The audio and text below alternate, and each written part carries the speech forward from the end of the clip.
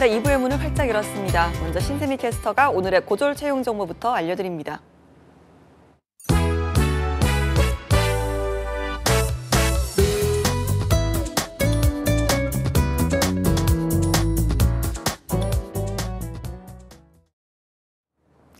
네, 취업 정보 알려드림의 신세비입니다. 고졸 이상의 공기업 및 공공기관 채용 소식입니다. 먼저 한국국제협력단에서는 국제협력의 인재 양성팀 기간제 근로자를 모집하고 있습니다. 학력은 무관하고요. 컴퓨터 활용 능력 우수자를 우대하고 있습니다. 지원서는 1월 16일 오후 5시까지 받습니다. 다음으로 경기도 환경보전협회에서는 환경측정분석실 연구원과 경기도 환경교육센터의 실무 직원을 채용하고 있습니다. 학력과 성별, 연령, 지역에 제한이 없고요. 환경 또는 환경교육 분야 자격증 소지자를 우대합니다. 모집 기간은 1월 18일 오후 6시까지입니다. 그리고 코레일테크에서는 시설 분야 기간제 사원을 모집하고 있는데요. 학력은 무관하지만 토목 분야 자격증이 1개 이상 있어야 지원할 수 있고요. 지원서는 1월 21일 오후 5시까지 받습니다. 마지막으로 가축위생방역지원본부에서는 예찰직 공무직원을 모집하고 있습니다. 고졸 이상으로 전산 시스템 활용이 가능한 분들, 그리고 축산 농가와 전화통화에 문제가 없는 분들이 지원할 수 있습니다. 지원서는 1월 22일 오후 6시까지 받습니다. 이상으로 취업정보 알려드림의 신세미였습니다.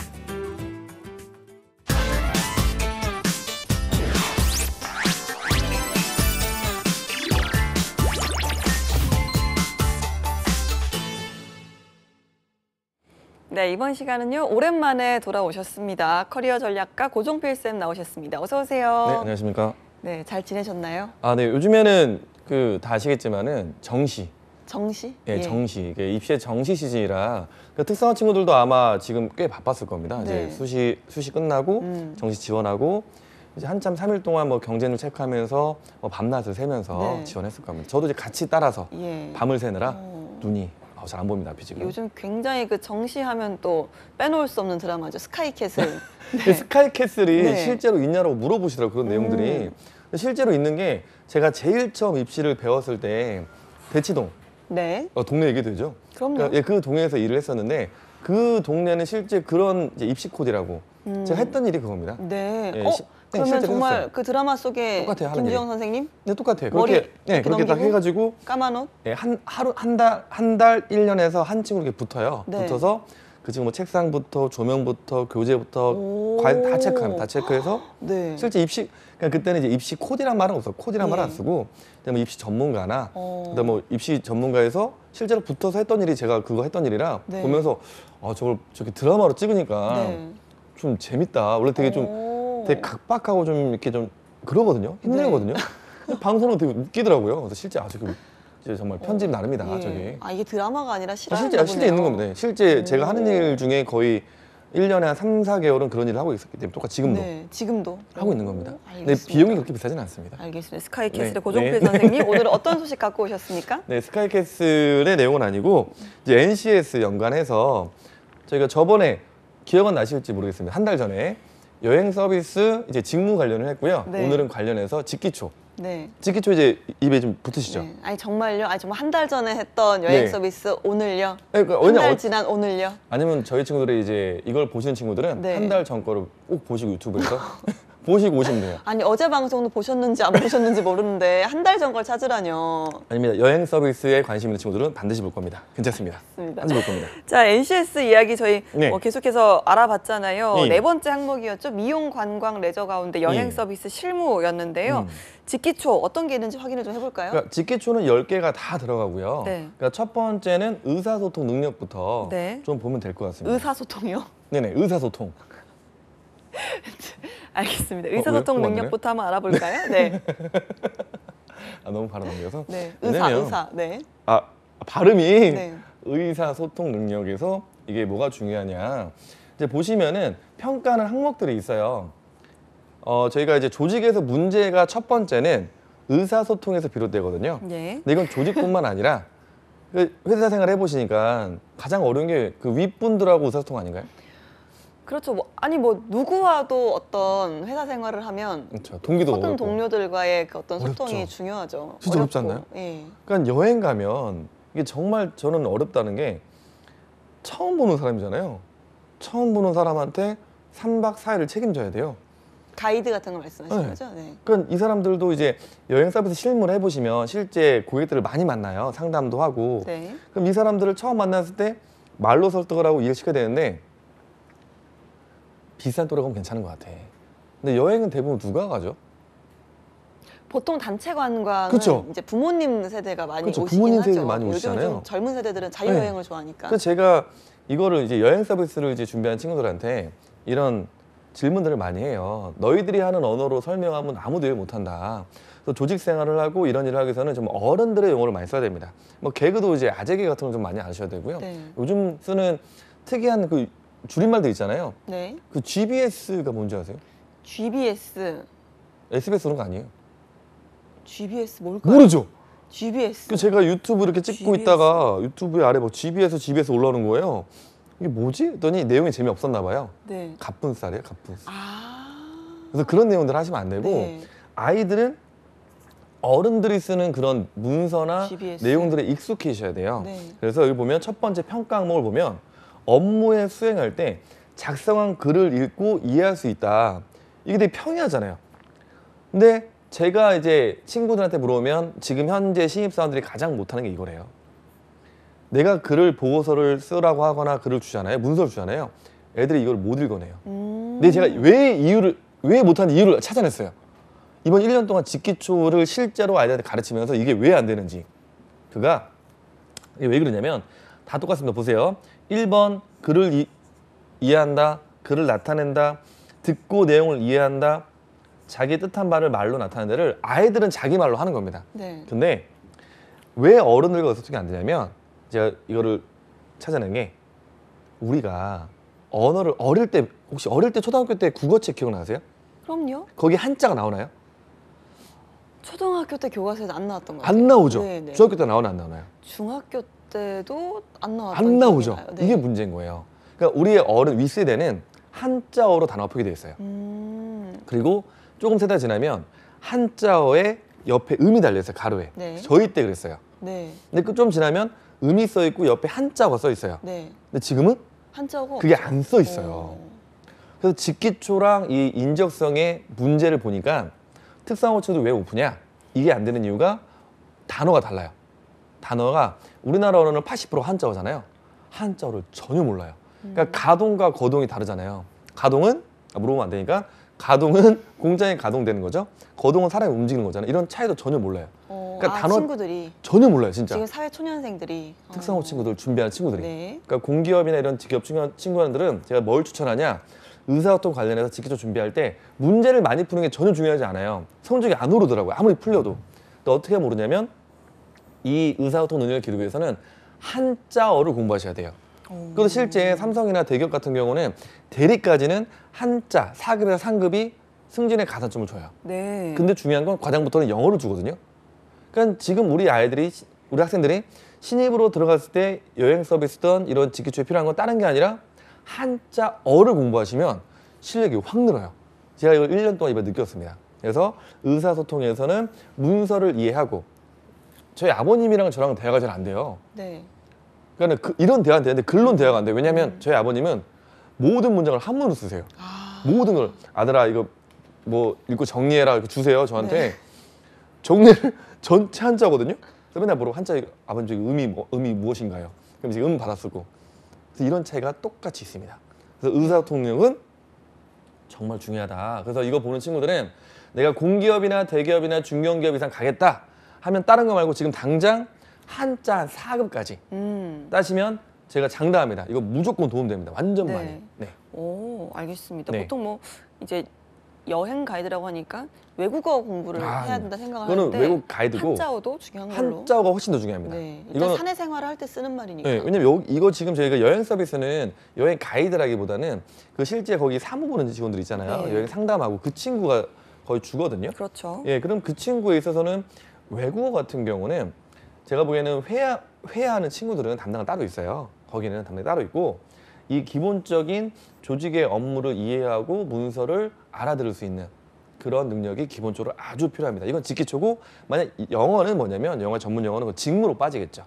그렇죠? 직무로 빠지고, 이거는 직기초는 우리나라 실제 한자어가 더 중요합니다. 알겠습니다. 네. 의사소통 능력에 대해서 알아봤고요. 다음으로는 수리 능력이거든요. 이건 좀 어떤 것들이 있을까요? 근데 수리 능력은 저희가 직기초를 하는 거잖아요. 그러니까 직기초라는 거는 여행 서비스 플러스 모든 직무를 진행하는데 가장 기초적인 능력을 보는 겁니다.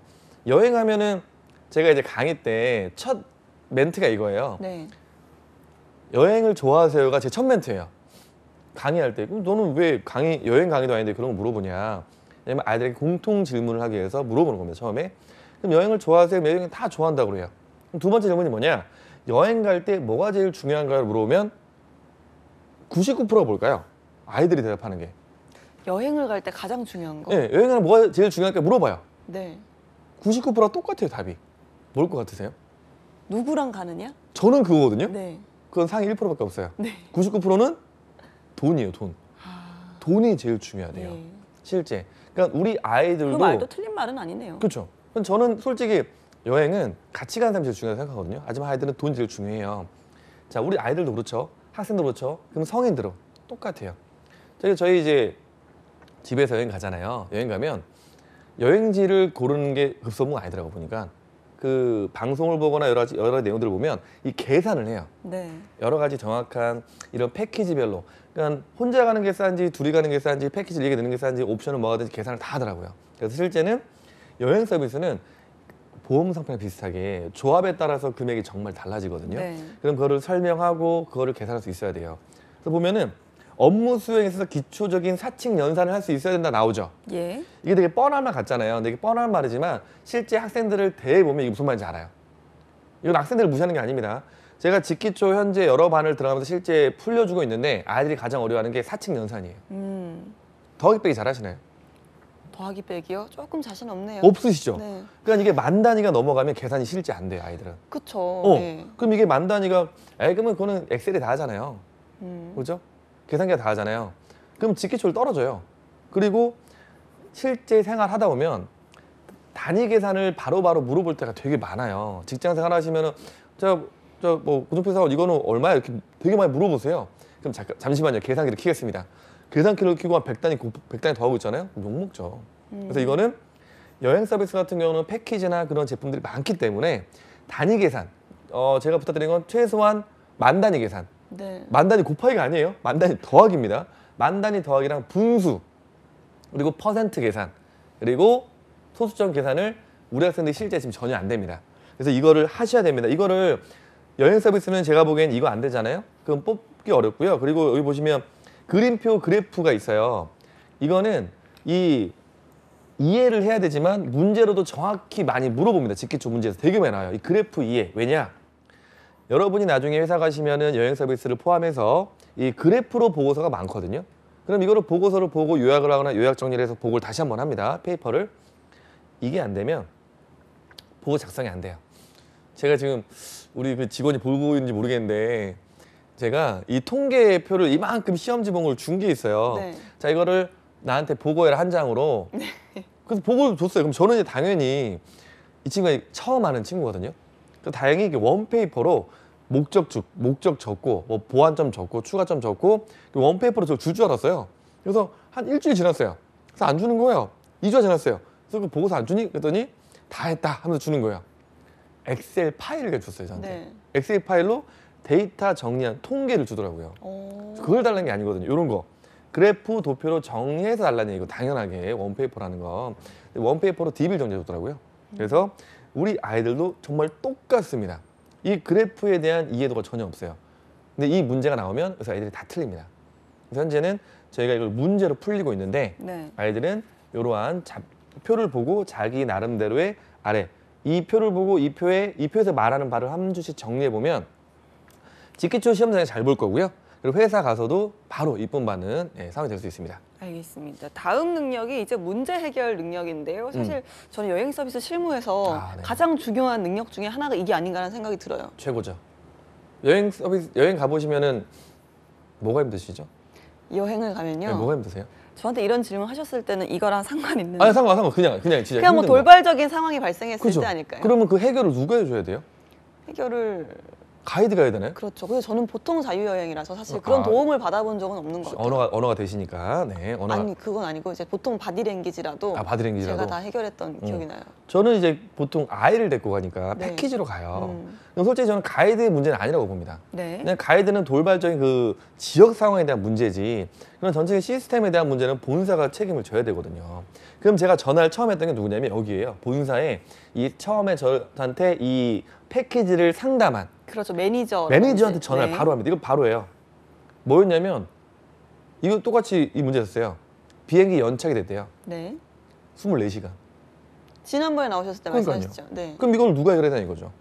당연히 음. 이 상담한 이 직원이 해결해야 돼요. 그렇죠. 네. 그럼 저는 그나마 방송도 이렇게 출연 가끔 하고 가끔씩 하지 않습니까? 그럼 나름 공인이라고 보고 있어 강의도 하고 나름 공인이죠. 네, 많은 사람이 아니까. 그래서 조심스럽게 말했어요. 네. 하지만 제 친구들 같은 경우는 여행 한번 가봤거든요. 이런 다르면 바로 정말 난리 납니다 진짜. 게시판 오늘 난리 나요. 그럴 때 어떻게 정말 창의적으로 할 수 있느냐. 그래서 그 문제점의 특성을 파악하고 이게 제일 중요한 것 같아요.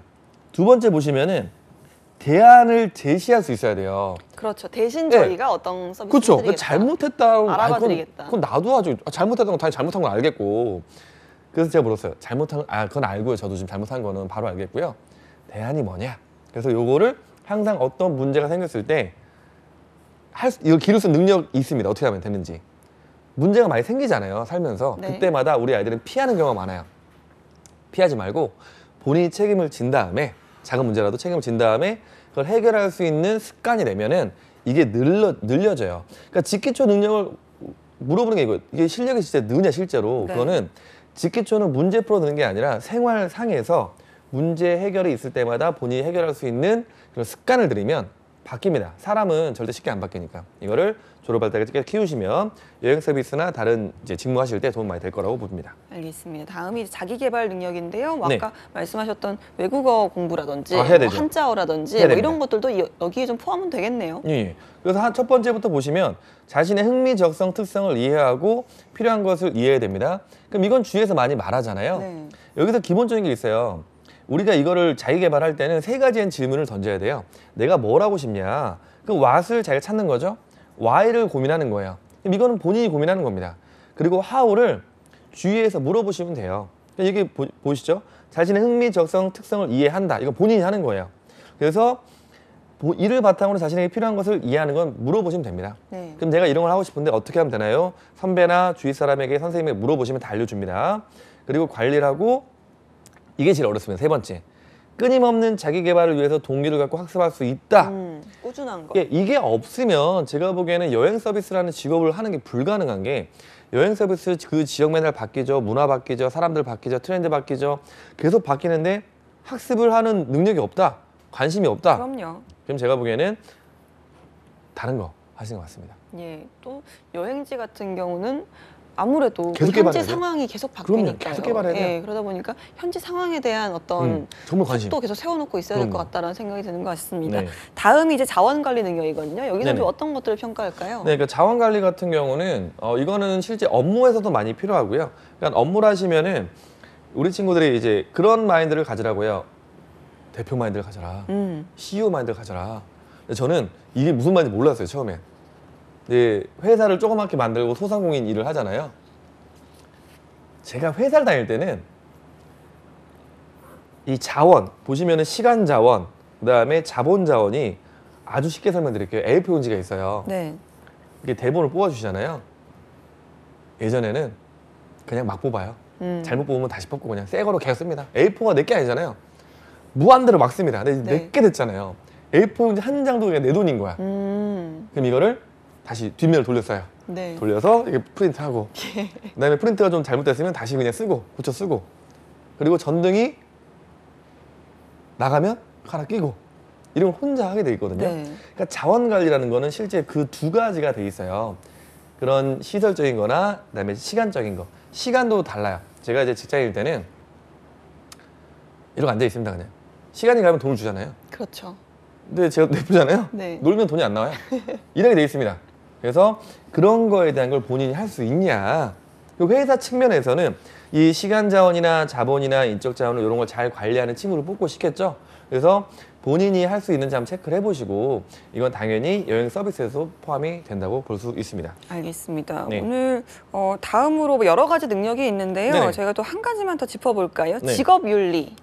지금 예, 직업윤리 중요한 것 같은데 이번에 어떤 부분을 그 평가할까요? 뉴스에 엄청 나오는 사건 있지 않습니까? 예, 어떤 것? 그 네. 한국 체육 관련해서 그 스케이팅 빙상협회. 네네 네. 많이 나오잖아요. 똑같습니다. 이게 어떤 거냐면 우선은 지역을 떨어지게 되어 있습니다. 만약 상담을 하거나 그러냐 상담을 하거나 가이드도 포함이에요. 걱정하는 게 이거죠. 이 사람이 괜찮은 사람인가? 그렇죠? 그리고 제가 느낀 게 있어요. 패키지가 싼 거야. 갔어요. 갔더니 뭐가 붙어요? 옵션이 계속 붙는 거예요. 예, 말이 많죠. 너무 말이 많습니다. 그래서 상담을 할 때나 이런 가이드를 할 때나 이걸 만들 때 직업윤리라는 건 이거예요. 업무에 대한 그러니까 정직하게 해야 돼요. 이 사람을 상담을 하고 이 사람에게 필요한 게 뭔지 정확하게 해줘야지. 두 가지입니다. 제가 일을 해보니까 어떤 거는 저한테 돈이 많이 돼요. 어떤 거는 제가 돈이 안 돼도 고객한테 도움이 됩니다. 그러면 이 일을 오래 하고 싶으면 나보다는 고객에게 먼저 도움이 되는 걸 추천하잖아요. 그럼 이 고객이 평생 고객이 되고 나한테 실제적인 도움이 됩니다. 네. 그래서 직업윤리는 본인한테도 필요하지만 고객들한테도 도움이 되는 거라 이게 된다면 제가 보기에는 이 직무에 오랫동안 할 수 있다고 봅니다. 알겠습니다. 네. 오늘 저희가 여행 서비스 실무 가운데서 이제 직업 기초 능력에 대해서 알아봤는데요. 네. 마지막으로 여행 서비스 실무 어떤 성향의 학생들에게 어울리는지 좀 간단하게 좀 짚어볼까요? 네, 간단하게 해야 되는 거잖아요. 이게 많은 친구들이 오해하는 부분들이 있어요. 여행을 좋아하고 발랄하고 막 자유분방한 친구들이 여행 서비스가 맞다라고 오해를 합니다. 완전 그 반대예요. 맞아요. 꼼꼼해야 돼. 그렇죠. 여행 서비스 첫 번째가 뭐냐? 여행사 지침을 준수해야 돼요. 이게 첫 번째고요. 두 번째가 뭐냐면 꼼꼼하게 행사 지시서를 확인하는 태도가 필요해요. 네. 그 다음에 덧붙여서 이거를 적극적이고 능동적으로 하는 태도가 필요한 거지 활발한 필요 없습니다. 생각보다. 그렇죠? 그래서 요 세 개를 잘 가진 친구들이 여기를 지원하시면 될 것 같습니다. 알겠습니다. 오늘은 고종필 쌤과 함께 NCS 여행 서비스 실무에 대해서 알아봤습니다. 쌤 고맙습니다. 네.